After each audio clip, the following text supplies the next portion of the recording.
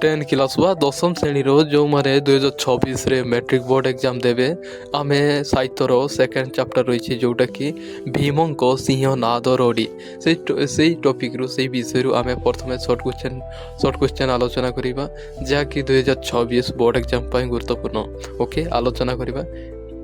प्रथम क्वेश्चन रही शिव क्यों रूप धारणा करी सिंह नाद कले प्रलय हुए माने शिव क्यों रूप धारणा कले प्रलय करी थांती ताले आंसर कौन हे भैरव रूप से भैरव रूप धारणा कले से प्रलय करी थांती। सेकेंड क्वेश्चन नंबर सेकेंड को जीवा क्यों दैत्य कैलाश उपाड़ी नहीं थिला ताले को प्रकार कैलाश को उपाड़ी नहीं जाइथिला ताले हमें जानिछे कौन अश्लेषा दैत्य यही परीक्षा क्वेश्चन आसबो देखो तुम्हें यही टॉपिक रू माने टिके बही भितर क्वेश्चन दे था तेणु बुझा प्रथम बहुत जरूरी जे पर्यंत तुम्हें भाव ना तो सब गुड़ाक इजी आसो सर्ट क्वेश्चन सबुठ हार्ड आस जानी था। एवं देखो क्वेश्चन नंबर 3 दुर्योधन क्योंठारे लुचि थिला ताले जानिछ कोठी लुचि थिला व्यासरे बा बରରେ लुचि थिला हला। ताले क्वेश्चन नंबर 4 को जीवा मान गोविंद किए होची एठी दुर्योधन मान गोविंद अटे ओके। एबे जीवा क्वेश्चन नंबर 5 को कहार अन्य नाम शूलधर ताले शूलधर कार ना ध्यानर ना होची शूलधर अन्य नाम होची शूलर ध्यान ओके। एबे जीवा क्वेश्चन नंबर 6 को भीमसेन ध्यान करुवा कथा पशुपति किपरि जानिले जो भीमसेन जेतेबेले ध्यान करथिले सेतेबेले पशुपति किपरि जानिले ताले शिवंक जरिया रे जानिथिले ओके। बर्तमान जीवा क्वेश्चन नंबर 7 पार्वती काहाकू उपकारी बोली कहिसंती ताहले उपकारी भाग को कहिसंती ओके।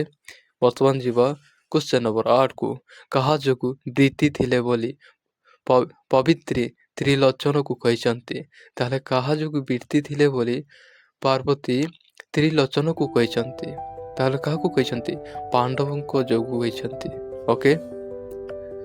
एबे जीवा क्वेश्चन नंबर 9 सिंह नादर काहा ठारू सते गुण तेज रहिथिला ताहले काहा ठारू ताहले आदित्य ठारू सते गुण तेज रहिथिला ओके। एबे जीवा क्वेश्चन नंबर 10 को कहा जोगु मान गोविंद निद्रा भांगी गला ताहले कहा जोगु मान गोविंद को निद्रा भांगी गला सिंह नादर प्रथम रडी जोगु हाँ ना नहीं। एबे जीवा क्वेश्चन नंबर 11 को सिंह नाद द्वितीय रडी आकाश जेते केते लक्ष योजन पर्यंत कंपी उठिला ताहले केते लक्ष योजन पर्यंत उठिथिला 6 लक्ष मन रख यहाँ सबुठू ए सर्ट क्वेश्चनटा सब वर्ष पड़े और सबुठू इम्पोर्टाट मत यही वर्ष ओके।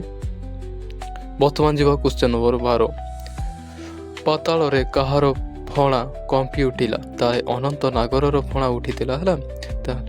एबे जीवा क्वेश्चन नंबर 13 को दुर्योधन को बेनी भुजरे किए आक्रोश धरी थिले कमला ये प्रकार देखो शॉर्ट क्वेश्चन एक्जाक्ट यही परीक्षा आसबो तुम्हें भाव ना पूरा सब इजी आसबो तेणु यही परीक्षा प्रैक्टिस करो ताले क्यों। एबे जीवा क्वेश्चन नंबर 14 क्यों राजा कमला हाथ को ठेली देला ताहले एटा जानिछ कमला हाथ को किए ठेलीथिला मान गोविंद ठेली देइथिला हला।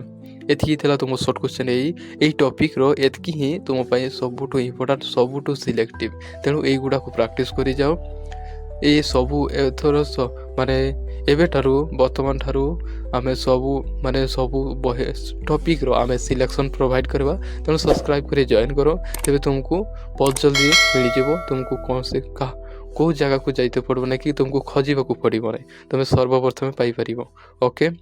यह प्रैक्टिस करो एतकी ही ओके। धन्यवाद।